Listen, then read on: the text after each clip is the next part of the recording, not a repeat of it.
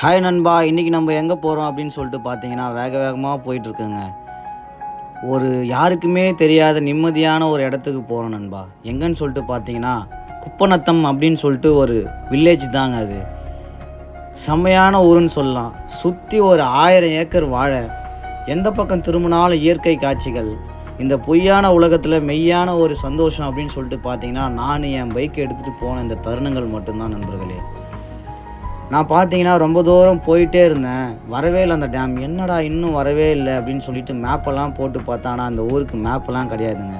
இந்த ஊர் எங்கே இருக்குது அப்படின்னு சொல்லிட்டு கேட்டிங்கன்னா செங்கத்துக்கு பக்கத்தில் குப்பநத்தம் அப்படின்னு சொல்லிட்டு ஒரு கிராமத்தில் இருக்குங்க. இந்த அளவு பார்த்தீங்கன்னா அந்த டேமில் இவ்வளோ தூரம் தண்ணி ஃபுல்லாக இருக்குங்க. சுற்றி பார்த்தா வெறும் இயற்கை காட்சிகள், பச்சை பசேல்னு.